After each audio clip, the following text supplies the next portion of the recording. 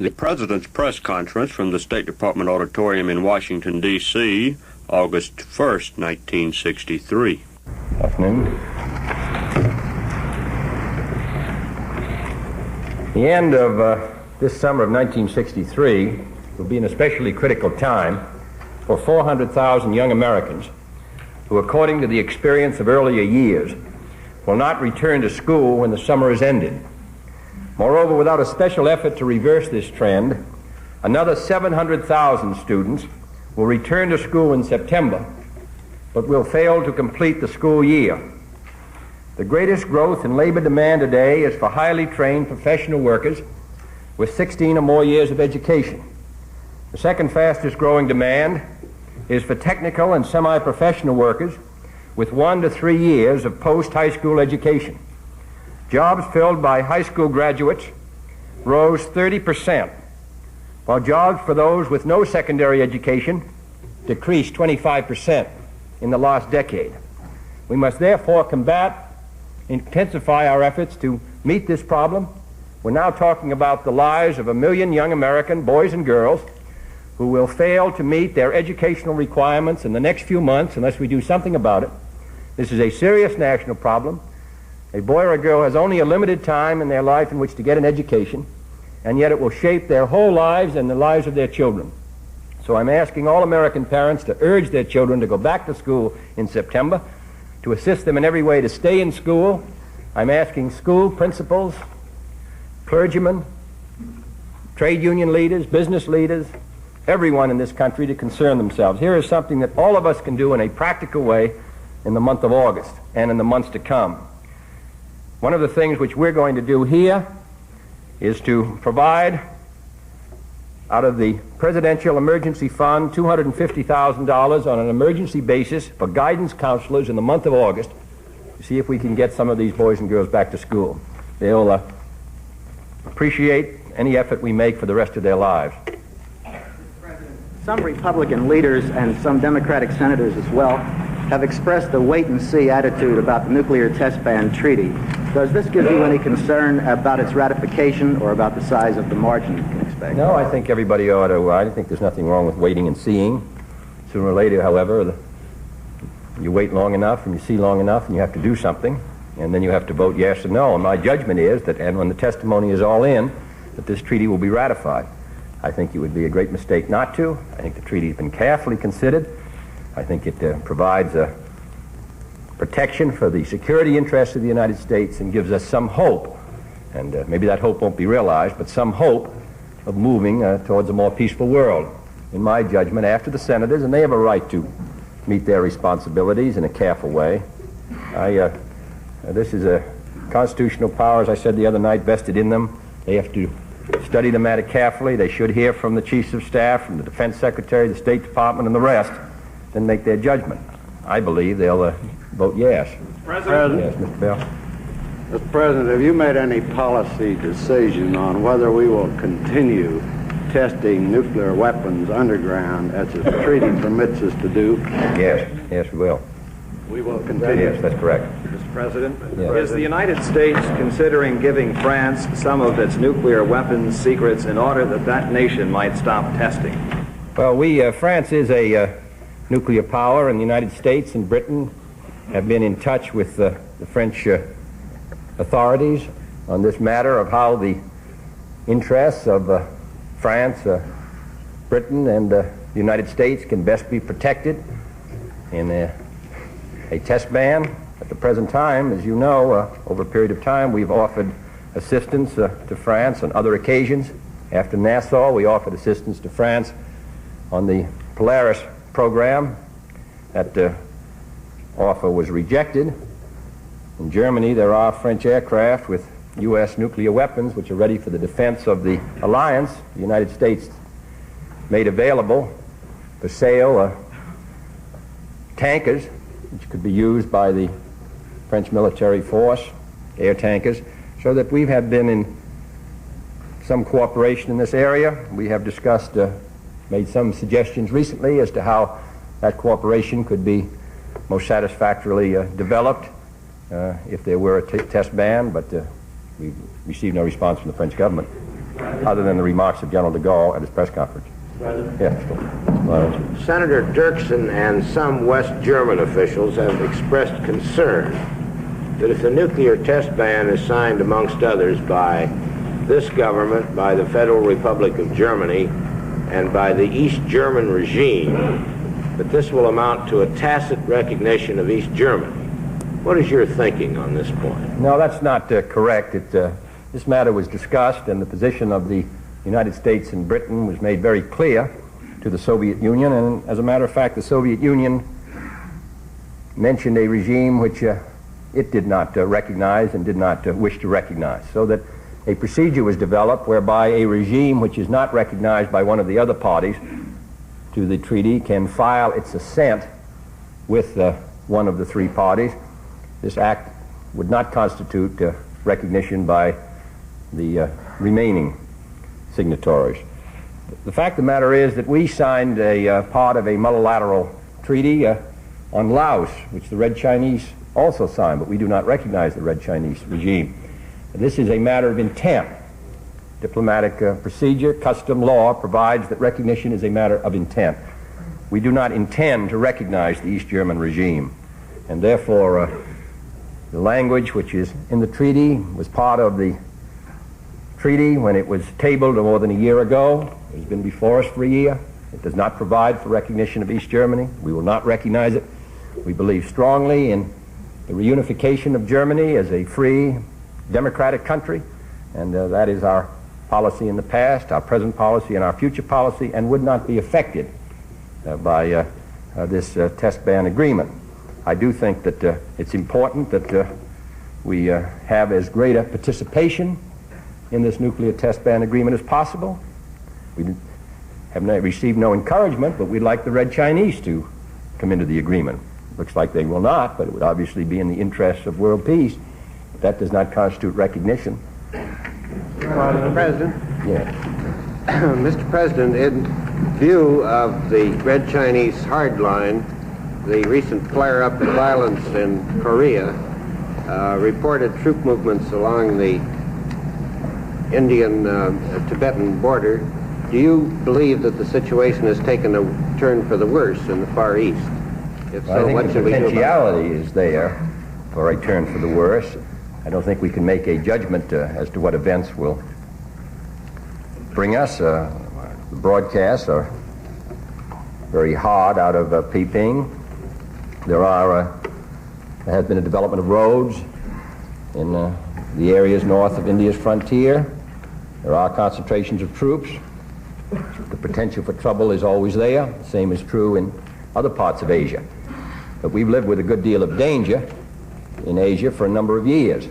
We have made quite clear, I think, our commitments to, and we intend to carry out those commitments. We would hope that there would not be a flare-up which would bring a direct conflict. That's our hope.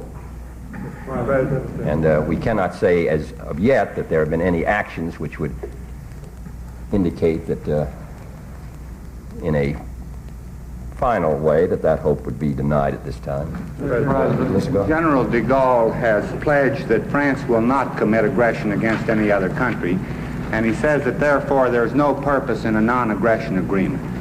Is it possible, in view of his attitude, to proceed with other NATO allies now to see if a non-aggression pledge or agreement or pact can be achieved with the Russians and the Warsaw Pact powers? Well, as I understood it, General de Gaulle has made a non-aggression pledge himself. It would seem to me that it might be advisable for the other members of NATO to meet together and discuss the matter. One of our interests in a non-aggression agreement would be greater security for Berlin. If everyone is going to unilaterally make a non-aggression agreement, then you have a non-aggression pact in a sense, and it doesn't seem to me that our interests have been adequately recognized. So I would feel personally for the United States that we should consult with our other allies. We should, as Governor Harriman agreed to do, take up the matter of a non-aggression pact with our other allies, consider their interests and our own interests, consider, as I said, for one matter, Berlin, and then go back to the Soviet Union and see what the situation looks like. That's the procedure we're going to follow. Every country, of course, is free to follow its own. Former Vice President Nixon has been making a number of suggestions on American foreign policy recently. In doing so, do you think he's sounding like a would-be presidential candidate again? No, I've taken him at his word that he won't run again. Mr. President, in some 24 states, there are, all over the country, there are miscegenation laws in various forms. California courts once found them unconstitutional under the 14th Amendment and said that marriage is a fundamental right of free men. Now, in your crusade against racial discriminations for all races, will you seek to abrogate these laws, and how would you go about it? Well, the law would, if there was a marriage of the kind you've described, I would assume that, and if a legal action was taken against the party, then they would have a relief, it would seem to me, in the courts, and it would be carried, I presume, to the higher courts, depending on the judgment, so that the laws themselves would be affected by the ultimate decision of the Supreme Court. So that I think that there are legal remedies for any abuses in this field now available. Mr. Craig. Would justice take some discrimination cases to the courts themselves? I'm not sure they could, as you describe it, because I'm not sure they would be a party in the case. It would probably be, in order to have the case heard, and this is a legal matter which I'm not familiar with, and I speak with some the valor of ignorance, as I'm not a lawyer. I would think that they would have to be a party at interest who would bring the suit. But this is a matter which I would be glad to have the Attorney General or the solicitor speak to you about personally, Mr. Craig.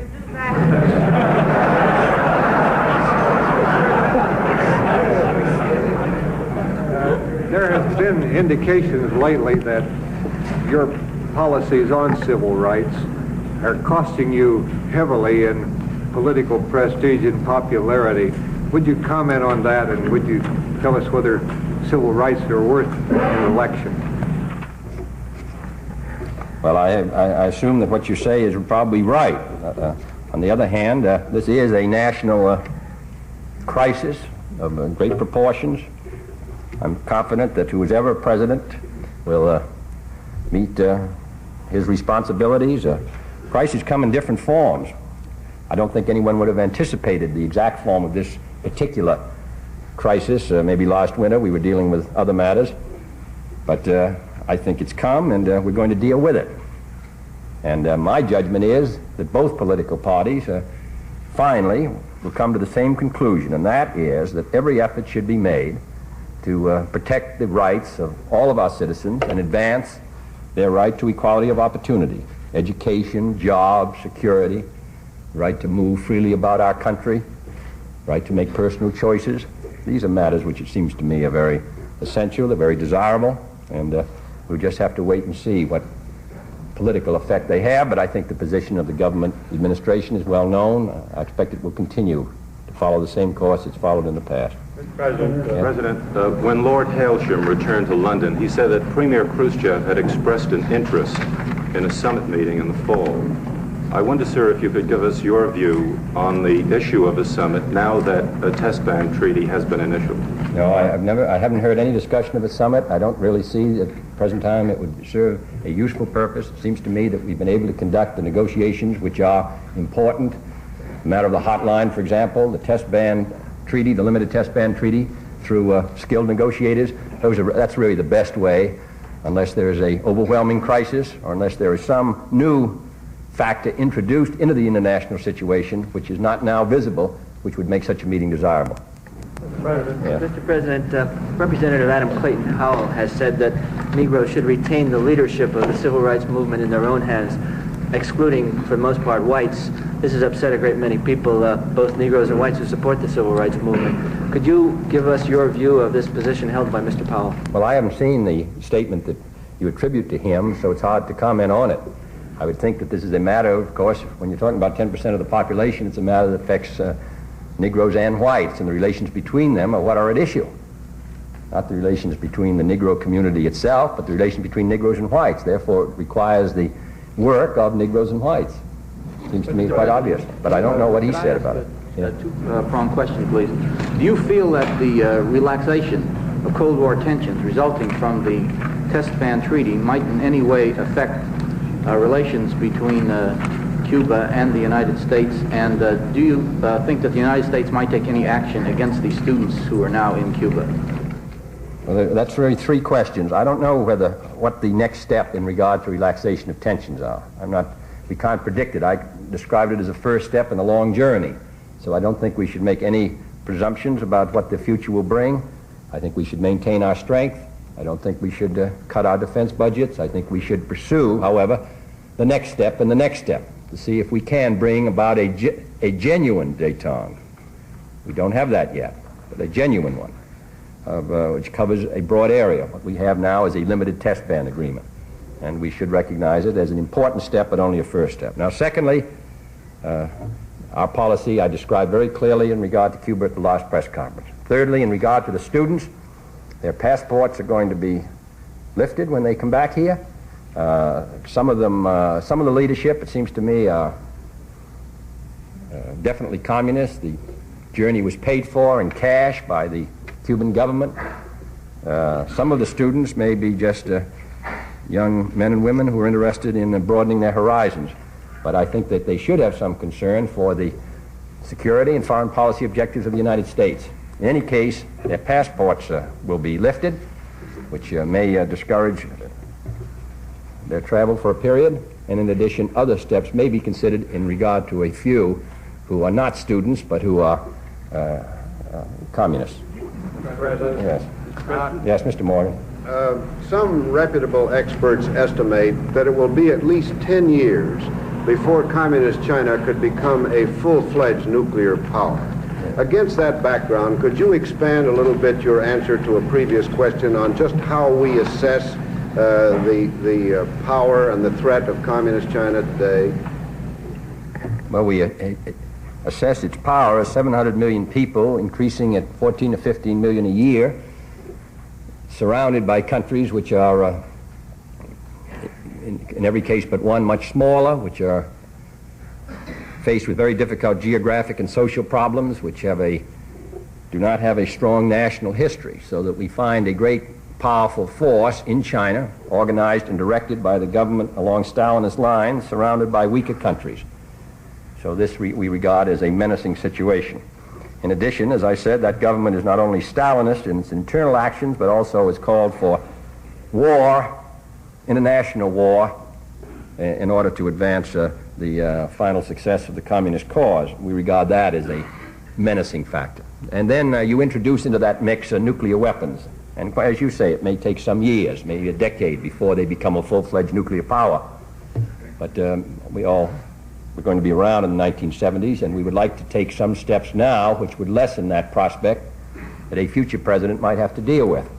I would regard that combination, if it's still in existence in the 1970s, of weak countries around it, 700 million people, a Stalinist internal regime, Stalinist government and nuclear powers, and a government determined on war as a means of bringing about its ultimate success, as potentially a more dangerous situation than any we faced since the end of the Second War, because the Russians pursued, in most cases, their ambitions with some caution.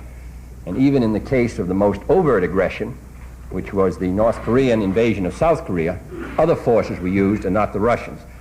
So what we are anxious to do, and one of the reasons why we have moved into the limited test ban, even though we recognize its limitations, is because we don't want to find the world in as great a danger as it could be in the 1970s, for the reasons I've described. Mr. President, it has seemed that as the summer has progressed, the vigor, some of the fever has gone out of the Negro demonstrations that we had around the country earlier in the year.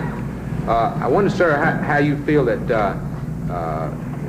why this might have come about, what effect it might have on pending legislation, and in short, if you could assess the demonstrations that we have had here this spring, to what they've accomplished. Well, I think it's partly because an awful lot of work is being done in the local communities by biracial groups, by responsible officials, and this is true north and south, east and west. Partly because I think the Negroes are aware that the Congress is considering legal remedies for some of the difficulties that they face. Partly because the responsible Negro leadership is, I think, realizes that this is a long, drawn-out task to bring about, which requires jobs, which require education, and all the rest, and a quick demonstration in the street is not the immediate answer. But merely because the demonstrations have subsided, it doesn't seem to me, those of us who are in positions of responsibility, does not mean that we should go to sleep and forget the problem, because that is no solution. So I think it may be a good thing that the demonstrations, particularly in their extreme form, are subsiding. I think in some cases they were becoming self-defeating, and particularly demonstrations that I've seen, that I've read about recently, which seem to me to be rather fringe actions. I thought they were self-defeating.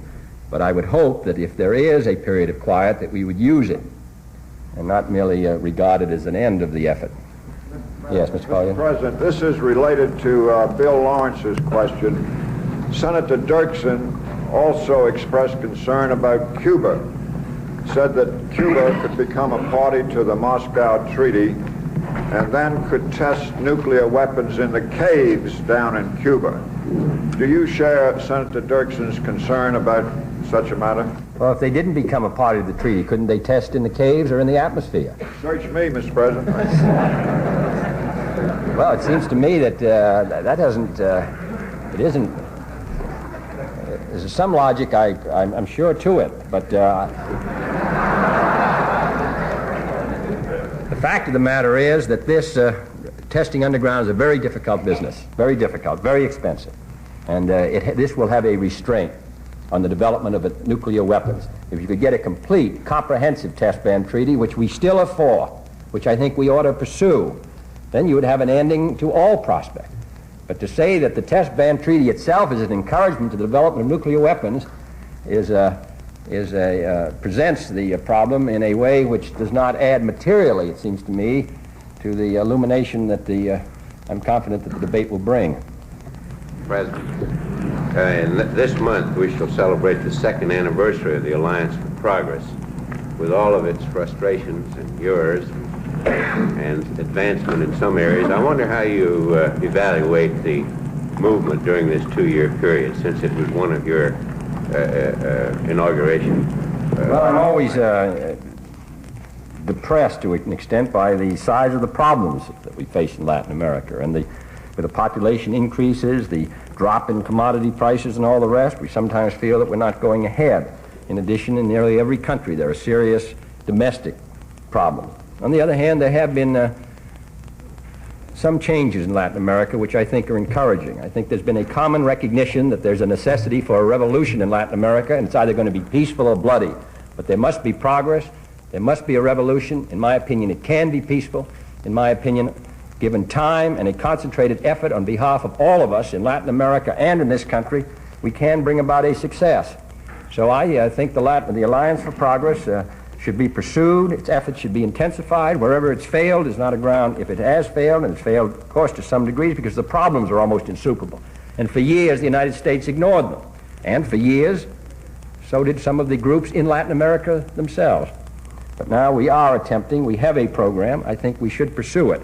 I think we should do more about it. I'm not sure that we are giving still enough attention to Latin America. What I find to be almost incomprehensible are those who speak about Cuba all the time and yet are not willing to give the kind of assistance and the kind of support to assist other countries of Latin America to develop themselves in a peaceful way. So I say on the second anniversary we've got a long, long way to go, and in fact in some ways the road seems longer than it was when the journey started. But I think we ought to keep at it. Yes, Mr. Roberts? Mr. President, to go back to the French situation, you said, I believe, that you'd made some suggestions with the British to the French in the nuclear field.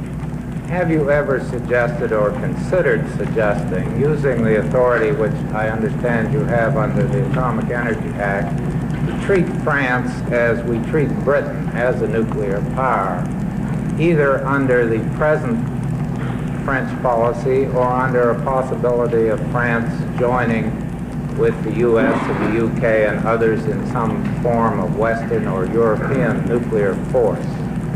In other words, when you said the other night that France was one of the 4 nuclear powers, were you prepared to recognize it in the hard terms of the Atomic Energy Act as such? Yes, I do recognize it in the terms of the Atomic Energy Act. And as a matter of fact, at the time of the NATO agreement, we thought that it would be profitable to enter into a dialogue with the French. And as you remember, in the NATO Accord, it said we would make a similar offer to the French.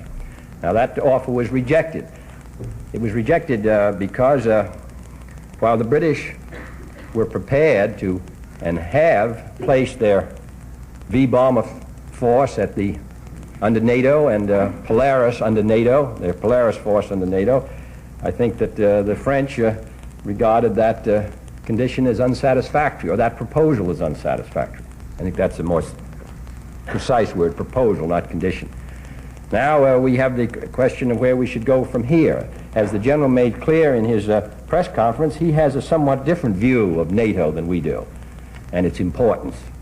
And he has suggested on several occasions it should be reorganized. He also has some objection to the word integration, which we think is a good word, but he does not. So that the problem does not rest solely with an interpretation of the McMahon Act. The problem really goes to the organization of the defense of the West and what role France sees for herself and sees for us, and what